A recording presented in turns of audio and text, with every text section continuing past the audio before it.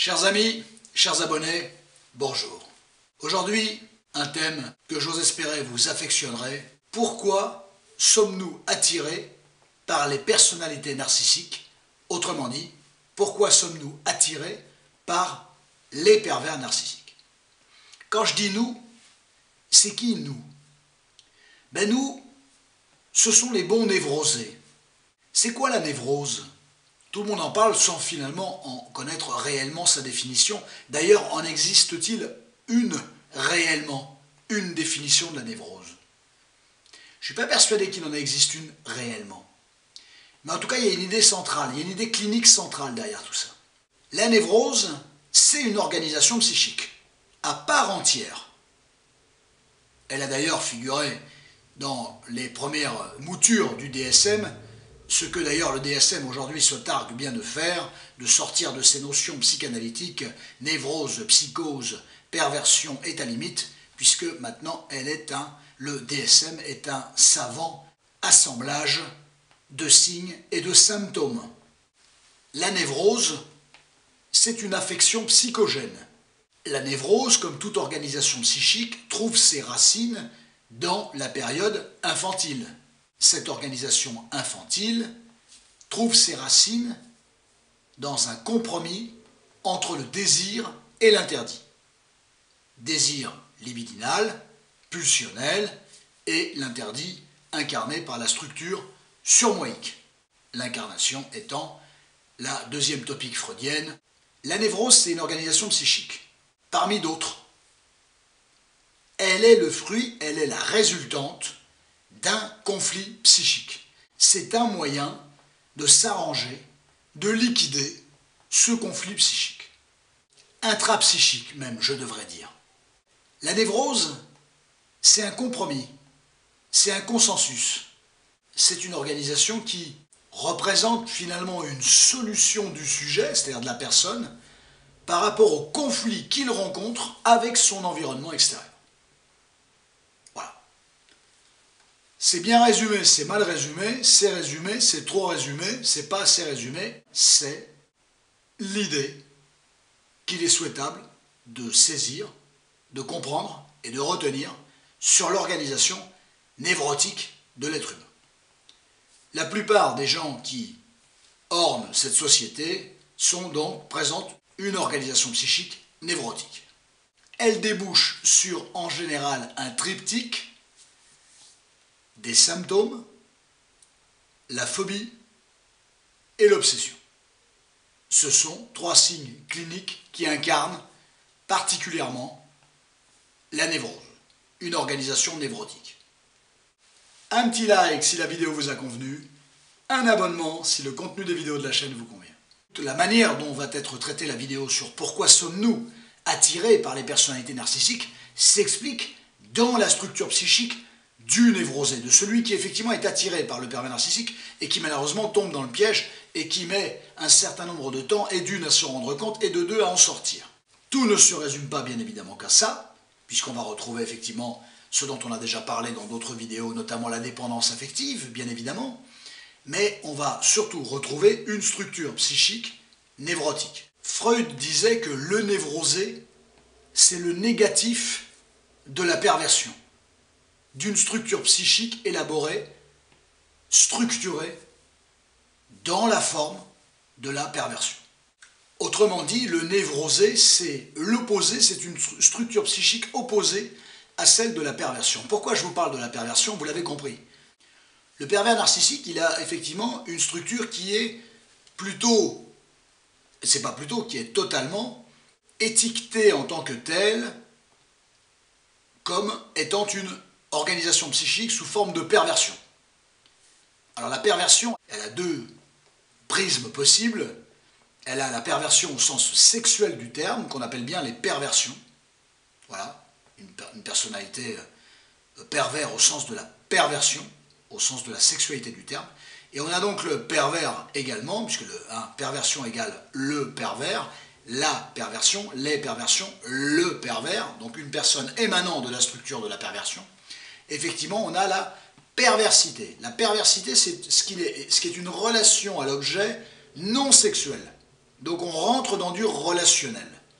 Or, le pervers narcissique est une personnalité émanant bien évidemment de la perversion, de la structure psychique de la perversion, mais effectivement, il a une structure non pas estampillée comme perversion, mais estampillée comme émanant de la perversité. C'est-à-dire qu'effectivement, son rapport à l'objet, à la personne, est imbibé d'une structure psychique particulière qui fait qu'il va œuvrer avec la personne d'une certaine manière. C'est un rapport à l'autre, disons, non sexualisé. C'est excessivement complexe, mais j'essaye de rendre le plus simple possible le sens de mon propos et le sens de mon approche. Tout ce présupposé de base, c'est la présentation de ces identités psychiques.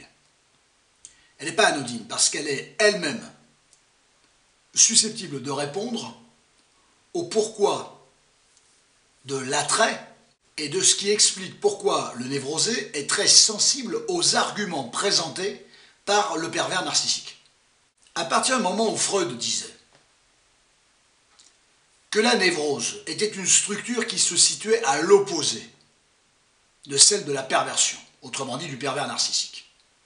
Lorsque Freud disait que le névrosé était le négatif de la perversion, Freud posait déjà des jalons absolument considérables en expliquant que, de facto, on pouvait considérer qu'il y avait une attirance vers ce qui nous était opposé. Pour deux raisons, dans cette intervention, une au sens physique, des sciences physiques concernant le magnétisme, et l'autre, effectivement, émanant plutôt de caractéristiques que je vais développer un peu plus en avant, une fois que j'aurai vu le premier point avec vous, c'est-à-dire cette dynamique, cette notion du magnétisme. Au niveau des sciences physiques, vous le savez, vous l'avez tous étudié, on saisit souvent la notion du magnétisme, et notamment en lien avec l'expérience de la boussole. Qu'est-ce qu'on observe avec l'expérience de la boussole? On constate quoi? C'est que la boussole, elle réagit à un champ magnétique. Autrement dit, il y a l'influence d'un champ magnétique sur un pôle et qui émane lui-même d'un autre pôle permanent. Pourquoi? Parce que deux pôles de non contraires s'attirent alors que deux pôles de non opposés se repoussent. Le nord va vers le sud et vice-versa. Le nord ne va pas vers le nord et le sud ne va pas vers le sud. Voilà, magnétiquement parlant, ce n'est pas possible. Autour d'un aimant, il y a quoi? Une ligne de champ magnétique. Le névrosé, psychiquement, est tel un aimant attiré par ce qui lui est opposé, par cette force d'attraction, par ce champ magnétique, psychique, de ce qui lui est opposé. Attiré principalement, un névrosé peut être attiré par un autre névrosé, on est bien d'accord, mais cet attrait particulier, cette singularité du pervers narcissique rend considérablement effervescente, magnétiquement, psychiquement effervescente, cet attrait pour la personnalité narcissique, autrement dit pour le pervers narcissique. Il y a une force d'attraction entre les deux, autant dans un sens que dans l'autre. Le pervers narcissique se délecte du névrosé, et le névrosé est attiré, sans s'en délecter, bien qu'au départ, pourquoi pas, par la personnalité narcissique, par le pervers narcissique. Voilà, je souhaitais faire cette démonstration en reliant les éléments physiques et les éléments psychiques pour considérer les êtres humains au sens psychique du terme sont tout à fait susceptibles de s'attirer, et particulièrement quant à la structure névrotique, eu égard en relation avec la structure du pervers narcissique. Ça, c'est la première des choses que je voulais soulever avec vous. La seconde, c'est au niveau des caractéristiques. La personnalité névrosée, même si nous sommes tous très différents les uns des autres, nous avons tous des caractéristiques différentes les uns des autres. En général, la personnalité névrosée, quand elle rencontre une autre personne, par exemple, elle va être sur la réserve, elle va être dans sa défense, ne peut pas se déployer pleinement l'aspect libidinal, l'aspect pulsionnel, tout ne peut pas être littéralement décontenancé, voilà, survolté, Voilà, on n'est pas totalement libre de nos propos, on ne prend pas de risques. Ok, donc c'est une personnalité spécifique, particulière, plus feutrée, qui ne s'engage que petit à petit, voilà, pas trop éloquente en règle générale, le pied sur le frein, dans la mesure, dans la réflexion, dans le fait de prendre son temps, habité par l'angoisse, ayant peur de prendre la mauvaise décision. Donc, la personnalité névrosée est l'incarnation de ce processus psychique et de ce type de caractéristiques. C'est effectivement résumé, nous sommes d'accord, mais c'est bien souvent ce qui va revenir quand on parle de la manière de séduire, le mode de séduction du névrosé. Voilà. Autrement dit, vous et moi, hein, c'est pas la question. Comme dirait l'expression, nous sommes tous névrosés. Voilà. Nous avons tous des phobies, des petites phobies, des symptômes, voilà, des syndromes, qui est un ensemble de signes cliniques. Et puis nous avons tous effectivement une petite structure obsessionnelle avec quelques pensées qui peuvent tourner en boucle. Bien évidemment, toutes ont du sens. Et le seul intérêt d'ailleurs de la névrose, c'est la question du sens. C'est pas la question de se rendre compte qu'elle est un compromis entre l'interdit et le désir, c'est effectivement quel était le type de désir en question et quel était l'interdit, bien évidemment, qui est venu se placer en injonction. C'est ça qui me paraît, le prisme intéressant. Indépendamment de cet élément clinique, eh bien effectivement, on va retrouver les caractéristiques directement du pervers narcissique. Le pervers narcissique, il est volubile, il se prend pas la tête, il s'assume, il veut séduire à outrance, et il sait qu'il va sortir l'artillerie, ce que le névrosé fait pas. Il est feutré, le névrosé. Le pervers narcissique est dans la grandiloquence. Il s'assume, il assume rien du tout, je vous le dis tout de suite, hein. Mais dans l'effet que ça vous fait, si vous voulez, il s'assume, il s'engage, il vient vous dire très rapidement que vous avez une super gueule, vous êtes une nana géniale, t'es un mec de ouf, t'es un beau gosse, ça me fait plaisir de discuter avec un gosse beau, et ainsi de suite. Il est là-dedans, le pervers narcissique. Il n'est pas en train de se prendre la tête avec le sens de la mesure, le pied sur le frein, je m'investis pas, je montre pas mon jeu à l'autre, et ainsi de suite. Non, non, c'est tout le contraire. C'est tout le contraire. Donc qu'est-ce que ça en fait finalement? Ça en fait une personnalité attrayante. On est beaucoup plus séduit par quelqu'un qui est beaucoup plus volubile, avec les choses qui manient tout ça, avec une certaine fluidité, une certaine tranquillité. Il assume, il semble assumer, il assume rien du tout. Et puis de toute façon, tout ça, c'est superfétatoire, hein, c'est totalement préfabriqué. C'est un préfabriqué de séduction. Hein. Le pervers narcissique est dans un préfabriqué de séduction. D'où la fameuse vidéo sur le love bombing que vous avez déjà tous regardé au moins une fois. Merci à vous pour votre confiance. Voilà, et ça, c'est ça qui est intéressant. C'est-à-dire que la personnalité du névrosé n'est pas la personnalité la plus séduisante. On prend son temps, on minaude, on calcule, on s'avance pas trop, on se soucie de ce que l'autre va en penser, ainsi de suite. Donc, c'est pas forcément très séduisant. C'est mignon, c'est gentillet, c'est sympa, c'est frais, mais c'est pas forcément le plus séduisant, c'est pas le plus grandiloquent, c'est pas le plus éloquent.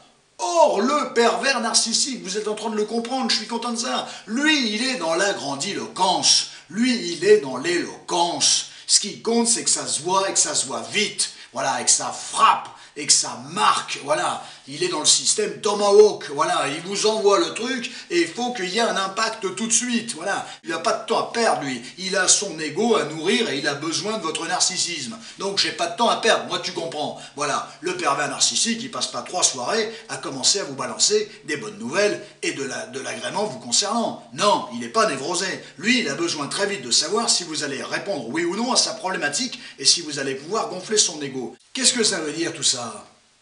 Vous avez compris? C'est qu'une personnalité sous forme de construction psychique, de pervers narcissique, autrement dit de perversité relationnelle, est beaucoup plus éloquente et grandiloquente et on est attiré par effectivement ce qui nous est opposé, au sens physique du terme dont j'ai parlé tout à l'heure, mais surtout effectivement au sens des caractéristiques psychiques, le pervers narcissique est notre opposé. Il est facile, il est fluide, il s'engage, il prend des risques, il est éloquent, il est charismatique, il semble sûr de lui, sûr de son fait, fluide. Donc il est beaucoup plus attirant, effectivement, pour le bon névrosé. C'est une vidéo clinique qui répond effectivement à une question que tout être humain est capable de se poser. C'est pourquoi j'ai une telle attirance pour le pervers narcissique. Donc le pervers narcissique, non seulement au sens magnétique du terme, et nous fonctionnons avec des éléments magnétiques, avec du magnétisme, hein, on est d'accord, avec des pôles d'attraction au sens physique du terme. On est attiré par ce qui nous est opposé. Et les caractéristiques psychiques comportementales du pervers narcissique sont fondamentalement à l'opposé des nôtres. Donc il y a ce côté attirant. Les deux réunis, vous avez l'explication, une ébauche, une théorie sur effectivement pourquoi nous sommes attirés par des personnalités dites pervers narcissiques. Attirés, ça ne veut pas dire tomber dans le piège. Non, que nenni, que nenni. Ça veut dire très rapidement capter leur type de fonctionnement pour très vite, les warnings se mettent à clignoter de tous les côtés, style sapin de Noël, voilà. Et donc, fondamentalement, très vite de repérer ce qui ne fonctionne pas et de mettre le pied sur le frein, de se retirer allègrement avant d'être rentré, tombé dans le piège. C'est encore le meilleur moyen de ne pas souffrir de cette relation-là, puisque ne pas rentrer dans une relation, c'est encore le meilleur moyen de ne pas en souffrir, voilà. Pourquoi sortir de quelque chose dont on n'est pas rentré? Vous avez 4 heures. Voilà, très bien. Donc ça, c'est très intéressant comme questionnement. Voilà, pourquoi nous sommes attirés, selon moi, par effectivement ces personnalités pervers narcissiques, perverses narcissiques. Voilà. J'ai pris un plaisir dingue, absolument dingue, à vous parler de tout ça. Voilà, c'est une vidéo clinique qui utilise effectivement tout ce qui peut exister pour essayer de comprendre un petit peu comment ça fonctionne entre les êtres humains. C'était passionnant, j'espère que ça vous a passionné. Voilà, prenez un immense soin de vous, je reste près de vous et on se retrouvera pour d'autres hypothèses ensemble pour avancer sur ces questions-là et bien évidemment l'optique, la doctrine, souffrir le moins possible. Voilà, prenez un immense soin de vous, à très bientôt.